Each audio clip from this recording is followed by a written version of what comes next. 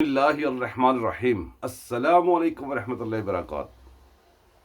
نبی آخر الزماں، وجہ کائنات، خاتم النبیین حضرت محمد صلی اللہ علیہ وآلہ وسلم رحمت للعالمین۔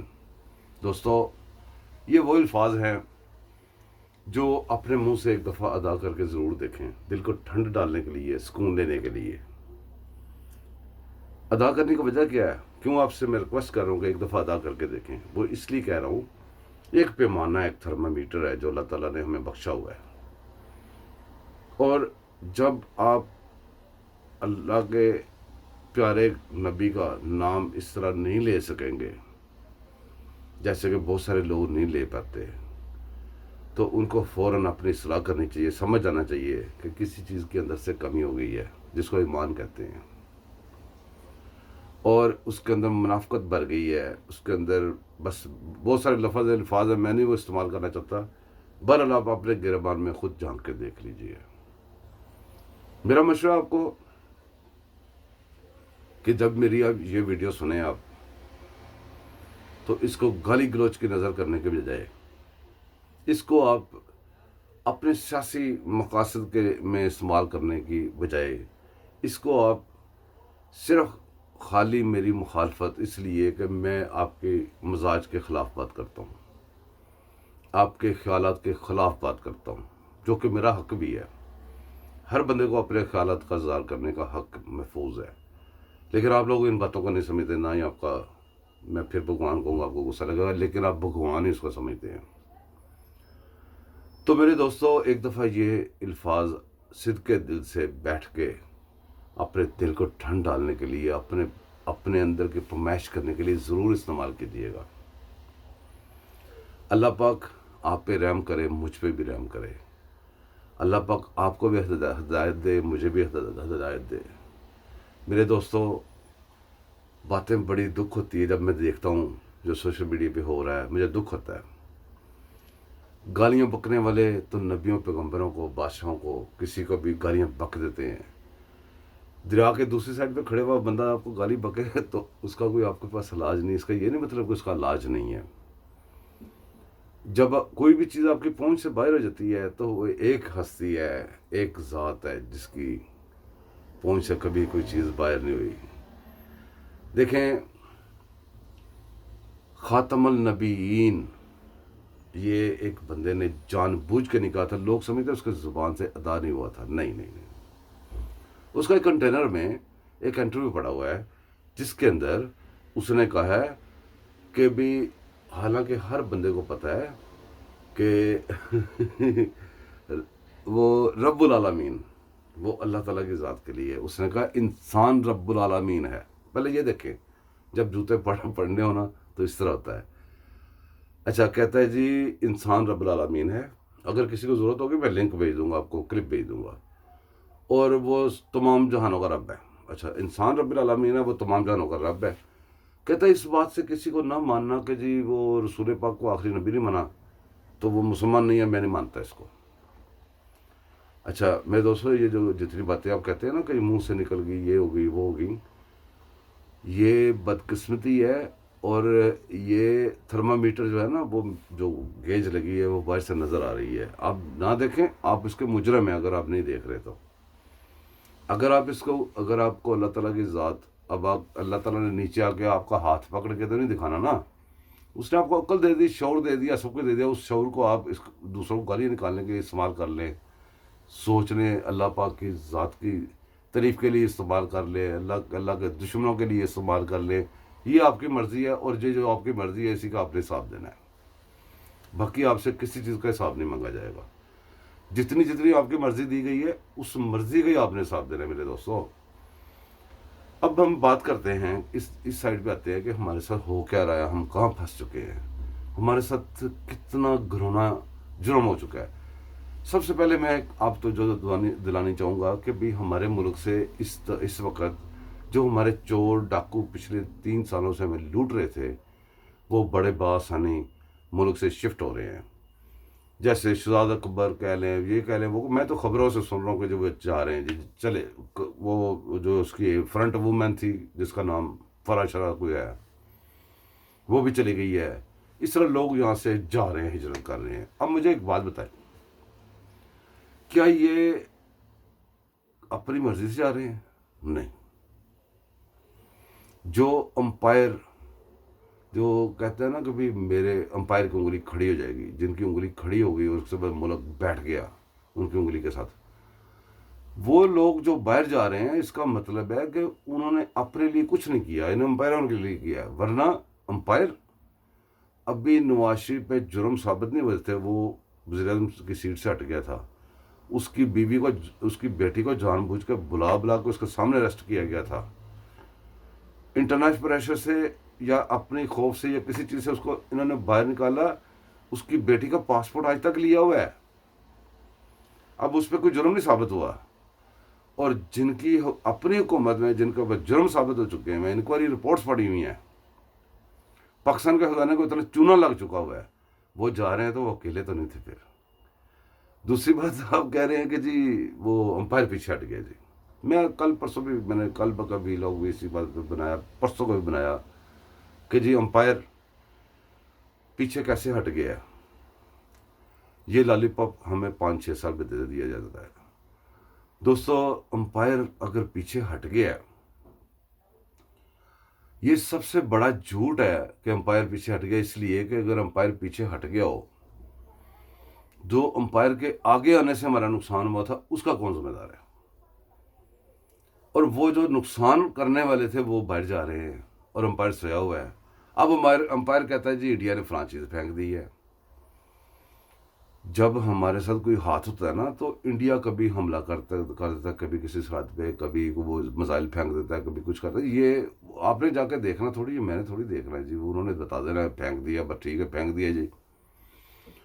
اب آپ سرحدوں پہ نہیں بیٹھے ہوئے, سرحدوں پہ جو ہمارے جگر جان جو اصل فوجی ہیں جو ہمارے جیسے ہیں وہ بیٹھے ہوئے ہیں. اب وہ تو بتایا تھے ان کے, یہ خود بھی ادھر نہیں ہے. انہوں نے ہمیں کہہ دینا جی فلاں سرحد کے اوپر یہ ہو گیا تھا, فلاں ہو گیا تھا, یوں ہو گیا. اب ہمارے اتنے خوبصورت جوان جو بھرتی ہوتے ہیں پاکستان کی خدمت کے لیے, ان کو کرائے پہ کون چلاتا ہے؟ وہ باہر کیوں چلے جاتے ہیں؟ ان کی باہر سے پھر ڈیڈ باڈیز آتی ہیں. یہ سرحدوں پہ بندے بیچارے روز 2-4 ادھر ادھر شہادتیں حاصل کر رہے ہیں. کس کی پولیسی کی وجہ سے شہادتیں کر رہے ہیں؟ جی کسی کی ضرورت ہے کوئی بندہ ایسے کام کرے؟ اتنی بڑی فوج ہو, نیوکلیر طاقت ہو, واحد مسلمان ایٹمی پاور ہو دنیا میں, اور اس میں حکومت پتہ کون کر رہے ہیں اس وقت حکومت کون کر رہے ہیں؟ آپ غور کریں. جو وزیر کہتا تھا جلا دو, گرا دو, اس ملک کو آگ لگا دوں گا, وہ اس ملک کا وزیر خزانہ ہے. اس ملک کی ہوا بازی کا وزیر, جس نے کہا جی ہمارے تو پائلٹ سارے جلی اور ہماری پوری ایئر لائن کی تباہی مچا دی, اور کل وہ کہتا ہے جی میں تو خود کش حملہ کر دوں ان کے اوپر. اب یہ وزیر اعظم جو بنا ہوا ہے وہ جا کہتا ہے جی طالبان ہم نے تیار کیے تھے, ہماری IAS نے ٹریننگ دی تھی. دوستو, کیا یہ امپائر کی مرضی کے بغیر ہو رہا ہے یا امپائر سو رہا ہے؟ نہیں, امپائر نہیں سو سکتا. امپائر بڑا جاگنے والا ہے اور بڑا سمجھدار ہے, لیکن خاموشی کی وجہ کیا ہے؟ ان کے سارے جتنے اس وقت وزراء ہمارے اوپر حکومتیں کر رہی ہیں, ان کی زبانیں سنیں آپ, ان کے مشیران کی زبانیں سنیں. اس قوم کو گالیاں نکال رہے ہیں, یہاں پہ ہماری حکومتوں کو للکار رہے ہیں, ہماری عوام کو للکار رہے ہیں, ہمارے جتنے بھی بندے ان کے اپوزٹ بات کرتے ہیں ان کو یہ للکار رہے ہیں.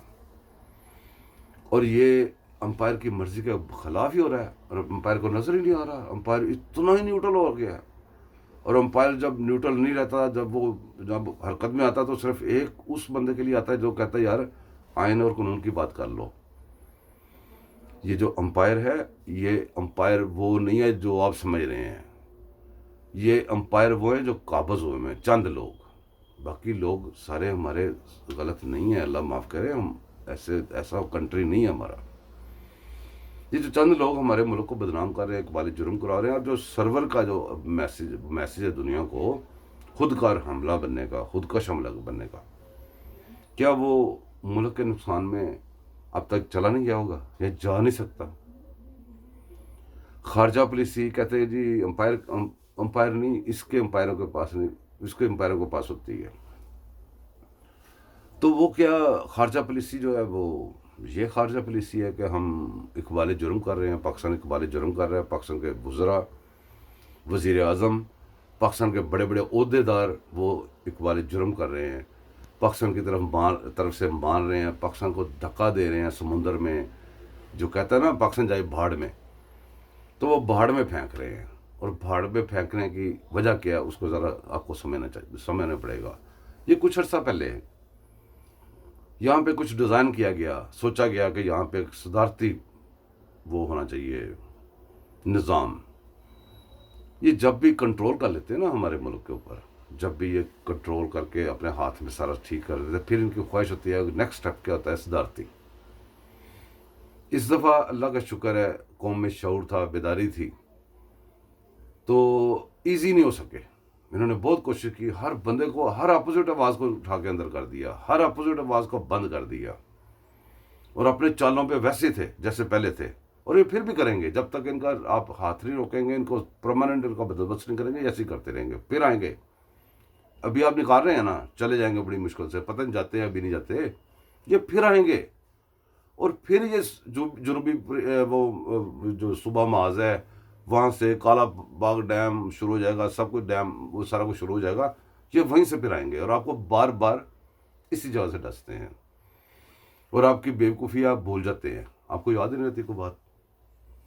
اب آئیں بات پہ واپس کہ ہم کیا بات کر رہے تھے آج.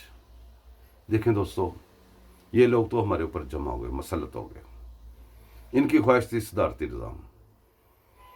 کپتان کو پتہ ہے، آپ کو پتہ ہے، بچے بچے کو پتہ ہے کہ اس پارلیمنٹ میں یہ اپنے ووٹ لے کے نہیں آیا تھا. جس طرح آیا تھا، اب کوئی بھی بات کسی سے چھپی نہیں رہ گئی.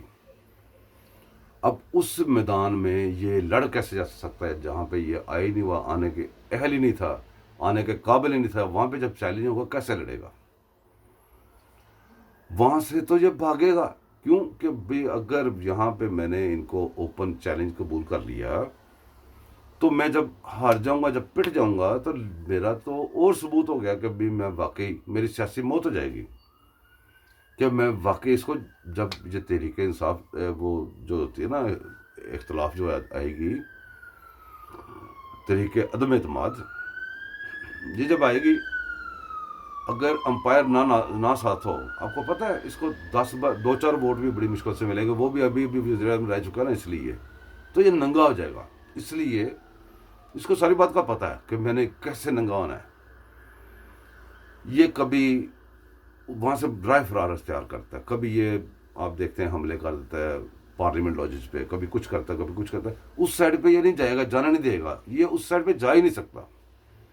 یہ پوری کوشش کرے گا اس سائڈ پہ نہیں جائیں، اور جانے بھی نہیں دے گا ادھر. اب اس نے اس کے بدلے میں کیا چوز کیا ہے؟ سڑکیں، خطرے ناک سڑکیں چوز کی ہیں. وہ سڑکیں چوز کرنے کا کیا مقصد ہے پتہ آپ کو؟ سمجھتے ہیں آپ اس بات کو؟ میں بتاتا ہوں آپ کو. اس بندے کے دماغ کے اندر ایک غلط فہمی ہے. غلط فہمی کیا ہے؟ اس کے دماغ میں غلط فہمی ہے کہ میں بڑا کوئی تم نہا ہوں. میں نے سڑکوں پہ وقت ڈال دیا ہوا تھا. مجھے تھرڈ امپائر نے کہا تھا میرے کورٹ میں لے آؤ. تو انہوں نے ذرا مجھ سے جان چھڑانے کے لیے مجھے یہ سب کچھ ادھر دے کے وزیر اعظم بنا کے بٹھا دیا تھا. اب یہ میرے ساتھ یہ کام نہیں کر رہے، تو اب میں جو جیسے سیکھا تھا وہی کریں گے ہم. اب میں پھر سڑکوں میں جاتا ہوں. اب سڑکوں پہ جانے کا بہانہ کوئی نہیں ہے، کیونکہ خود تو وزیر اعظم ہے، کس کے خلاف جائے. اچھا، اب وہ کسی کو یہ نہیں بتا رہا کہ میں کیوں سڑکوں پہ آیا ہوں. بھئی بات تو آسان سی ہے نا کہ بھی تمہارے اوپر لوگ کہتے ہیں اعتماد نہیں رہا، تم اعتماد کا ووٹ لے لو، بات ختم ہوگی. ملک کا نقصان کرنے کی کیا ضرورت ہے؟ وہ کبھی خطرناک، کبھی سڑکوں پہ، کبھی وہاں کے تقریریں کر رہا ہے. اور تقریروں میں کیا کر رہا ہے؟ وہی کام کر رہا ہے جو پہلے کر رہا تھا. وہ سمجھتا کہ یہ کام کرنے سے فساد کا خطرہ پڑے گا. جب فساد کا خطرہ پڑے گا تو یہ لوگ بیٹھ کے میرے ساتھ بات کریں گے، اور بات کریں گے. میں کہوں گا اب مجھے صدارتی نظام دو. اب جناب اس ملک میں صدارتی نظام چلے گا، جس کا پروپیگنڈا بھی بہت دیر سے شروع کیا ہوا ہے. اور صدارتی نظام بنا کے میں پھر بیٹھ جاؤں والے نالوں کے، پھر میں سب کو اندر کر دوں، پھر میری اور پاور بڑھ جائے. میں دنیا میں جو بھی میرے مخالف آواز ہو میں اس کو سب کو عدل کر دوں اور تبے میں جلا دوں. میرے دوستو یہ ہیں اس کے عزائم، اس کی خواہشات، اس کے حواریوں کے خواہشات. اور اس کے جو حواری ہیں ان کو یقین کریں، کسی چیز کا کوئی آئیڈیا، کوئی اندازہ، اپنے ملک کے لیے کوئی چاہت، اپنے مذہب کے لیے کوئی چاہت کچھ بھی نہیں ہے. یقین کریں آپ پچھلی ہسٹری ساری دیکھ لیں. ایک طرف یہ ابھی آپ نے دیکھا تھا، آپ اختلاف کریں یا نہ کریں، جب ہمارے نبی کی ناموس کا نام آیا تھا، اس نے پتہ کتنے بندے وہ یتیمانہ چوک میں گاجر مولی کی طرح کٹوا دیے تھے، جن کی آج تک ایف آئی آر نہیں ہوئی آج تک. اور ان کو اس بندے نے نکالا بھی خود تھا، ان کو اپنے راستے اپنے مقصد کے لیے نکالا بھی، پہلے بھی اس نے خود نکلوایا تھا. غلط فہمیاں ڈالی تھیں. اس کے دو فائدے ہوتے ہیں اس کو. ایک تو ان بندوں کو، چھپے ہوئے بندوں کو باہر نکال کے نشان وہ ٹارگٹ کرنے کے لیے، وہ جو نشست نہیں آج کل کر رہا، وہ نشست سیٹ کرنے کے لیے، شست سیٹ کرنے کے لیے، تو وہ بندے ذرا جو ابھرتے ہیں، ابھر کے سامنے نشاندہی ہوتی ہے، ان کو یہ کھا جاتے ہیں. ادھر سے فائدہ ہو گیا. اب وہ ان کے اگینسٹ ہیں، وہ خاتم النبیین والے بندے ہیں، اور یہ کہتا ہے کہ جو بندہ، یہ میں نہیں مانتا کہ بندہ جو رسول پاک کو آخری نبی نہ مانے وہ مسلمان نہیں ہو سکتا، میں نہیں مانتا. اب یہ بالکل اس کے اپوزٹ ہے، لیکن اس کو استعمال کرتا ہے. کیسے؟ امپائر سے مل کے. امپائر تو کچھ بھی کر لیتا ہے نا. اب امپائر کا کیا مسئلہ ہے؟ ہماری پاک فوج کی قربانیاں، ہماری پاک فوج کی دلیریاں، ان کے غازی پن، ان کے دشمن کے ساتھ آج تک ہسٹری میں پوری دنیا میں جھنڈے گاڑے ہوئے، اس نام کو استعمال کر کے، کیونکہ اس نام کو سب سلوٹ مارتے ہیں. جب ایک آدھ بندہ اوپر کے لیول پہ لا کے بیٹھا. ابھی آپ دیکھیں تھوڑے دن پہلے بات آئی ہے جی، وہ فیض حمید کو جی شوکاز نوٹس دے دیا. اچھا، شوکاز نوٹس وہ کیوں بیان دیا ہے؟ جھوٹی سی خبر لگوا کے نا، اس کے اوپر کوئی ریئیکشن بھی نہیں دیا. وہ 2-4 دن چلتی رہی ہے کیونکہ خود چھوڑی تھی. اگر نہ خود چھوڑی تھی وہ اتنی چلنی نہیں تھی. وہ دوسرے ایک لمحے میں پکڑی جانی تھی کہ خبر کس نے دی ہے جی، ہم نے تو نہیں دیا. عوام کا ٹیمپرامنٹ تھوڑا ڈاؤن کرنے کے لیے وہ سارا سیٹ کر کے پھر پکڑ لو کیا جی نہیں ہوا، ایسے خبر غلط آئی جی. بھائی جان، یہ آپ کے آسم باجوہ صاحب اور یہ جو جتنی باتیں نکل کے پڑی ہوئی ہیں، جو دویاں کو جو سارے اتنے بڑے ٹیکے میں لگے ہوئے نا، یہ بندے باہر جا رہے ہیں سارے. یہ جتنے لوٹس کو گھسوٹ کیے جو باہر سے آئے ہوئے تھے، ان سارے بندوں کے باہر جانے کے آپ ذمہ دار ہیں. یہ چلے جائیں گے، آپ نے ہمیں یہ نہیں کہنا کہ وہ تو بھاگ گئے ہیں، کیس کیسے چلائیں. یہ آپ ان کو بھیج رہے ہیں اس وقت، آپ بتا رہے ہیں، آپ سگنل دے رہے ہیں. ان کے ECL میں نام کیوں نہیں پڑھ رہے جیسے دوسروں کے ECL میں نام پڑے ہوئے ہیں؟ مجھے کسی اور سے کوئی ہمدردی نہیں، مجھے اپنے ملک سے، اپنے مذہب سے ہمدردی ہے. اپنی پاک فوج سے ہمدردی، جس کا نام آپ خراب کر رہے ہیں. آپ نے خراب کر دیا ہوا ہے، آپ نے نفرت پیدا کر دی ہوئی ہے جس کے لیے اتنا پیار تھا کہ سمیٹا ہی نہیں جاتا تھا. ہمارے بچے، میں یہاں سے گیا تو پاکستان میں جا رہا، اترا ایئرپورٹ پہ تو میرا بیٹا اس وقت 5 سال کا تھا. اچھا، ہم وہاں سے ٹیکسی میں بیٹھے ہیں، سامان وغیرہ لوڈ کیا ہے، باہر نکلے ہیں. تو جب باہر آئے نا تو چیک پوسٹ تھی. چیک پوسٹ سے تھوڑا پہلے نا ایک گاڑی جا رہی ملٹری کی، ڈالا. تو اس کے پیچھے نا بہت ماشاءاللہ سونے جوان بیٹھے ہوئے تھے میرے. تو یہ بندہ میرا بیٹا دیکھ رہا ہے ان کو. تو میں نے دیکھا تو ایک فوجی نا ایسے اشارہ کر رہا ہے ہماری طرف، تو ایسے ہاتھ لا رہا ہے. میں نے بھی اس کو ایسے ہاتھ لا دیا. میں نے کہا یہ، بعد میں دیکھا تو میرا بیٹا اس کو کر رہا تھا ایسے. اچھا، آگے جا کے وہ ایک جگہ پہ کھڑے ہوئے ہیں تو یہ مجھے کہتا ہے میں نے نا ان سے شیک ہینڈ کرنا ہے. میں نے کہا اچھا کوشش کرتے ہیں. وہ تو بڑی سپیڈ پہ چلے گئے. اب تھوڑا آ گیا تو چیک پوسٹ سے لگی ہوئی تھی.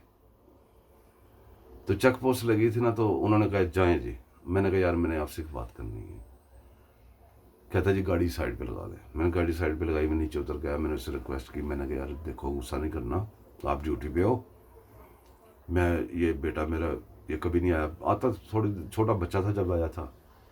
تو یہاں پہ ہے یہ نا آپ سے ملنا چاہتا ہے, شیک ہینڈ کرنا چاہتا ہے.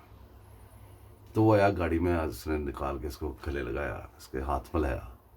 دیکھیں ہمارے پاس ایسا سسٹم ہے, اور یہ گدھے اس سسٹم کو ڈیمیج کر چکے ہوئے ہیں.